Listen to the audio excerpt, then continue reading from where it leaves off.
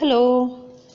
As Krishna mentions in Srimad Bhagavad Gita that every time the evil, the bad things or the bad people go beyond their limits, he comes down to earth in some or the other form and re-establishes the dharma, re-establishes the good things. He says that whenever the bad things are more, he stops them, he controls them and puts the good things back in its place. It is believed that till now Vishnu has taken 10 forms in order to put back the dharma in its place. These being Dashavathars. Dasha is 10, Avatara are the forms. Dashavatara is it called together. Now the first incarnation of Vishnu is in the form of a fish known as Matsya. The story goes as follows. The first human being, Manu, was one day performing his prayers to the sun. When he collected some water in his hands, he saw that a tiny little fish has come in the water in his palms. This fish starts talking to him. This fish says, "Manu, please save me. The big fish in this river are behind me. They want to kill me. Please take me along with you." Manu, being the establisher of dharma, thinks that it is his duty to help this fish, takes this fish back home and keeps the fish in a small vessel filled with water. The next day, when Manu wakes up, he finds that the fish has unnaturally, abnormally, has grown big and is struggling in the small vessel. Immediately, he transfers the fish to a bigger bowl, to a bigger vessel. The same thing happens the next day. The fish has grown bigger than the vessel. Now Manu thinks for some time and transfers the fish to a pond nearby. But in no time, the fish has grown bigger than the pond. Without any option, Manu transfers the fish to the Ganga river.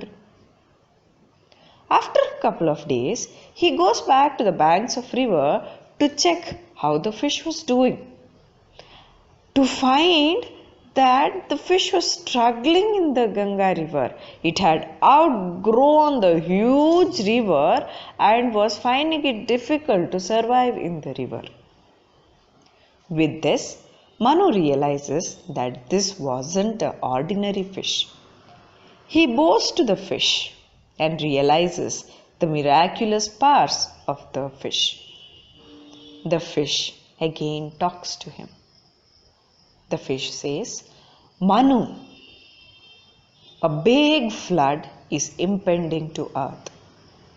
A big flood is going to come to earth to kill all the evil in the world. This flood is going to abolish all the evil things.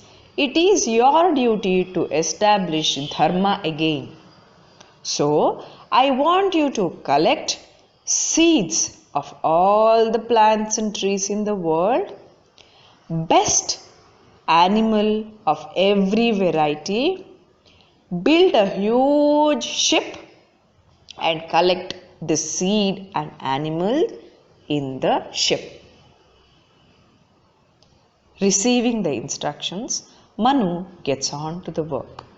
He builds a huge fish, collects seeds of every variety, collects best animals of every type.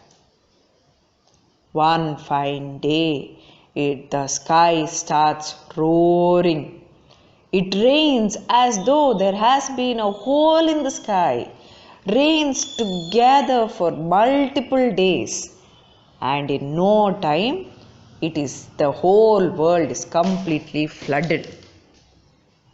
When there is water around Manu, the fish comes over. The fish has got a huge snake which it uses to tie himself to the ship. Manu and his family get on to the ship along with the seeds and the animals. The fish guides them, pulls them to the high grounds believed to be Himalayas, where the flood has no effect. The whole world is destroyed. All the evil things in the world is also destroyed.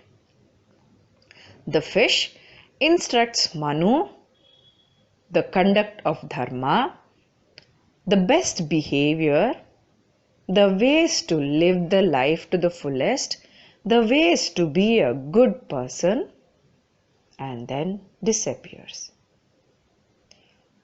Knowing the secrets of good things, Manu performs a lot of yajna, yaga, and also along with his wife establishes many institutions of humans. Since we are the descendants of Manu, we are called Manushya.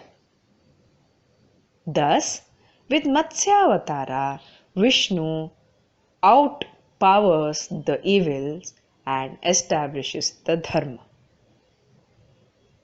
There is a similar story in Christianity in the Hebrew Bibles.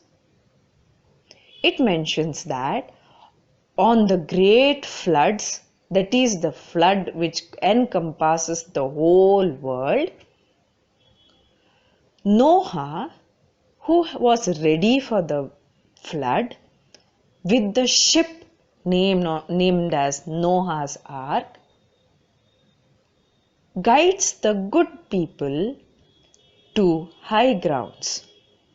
Noah's Ark being the ship which has best seeds and best animals are taken to a place which is not affected from the flood. Then Noah establishes the good earth. Thus, we see a similarity between the religions of the world. I hope you enjoyed the Matsyavatara story. Thank you.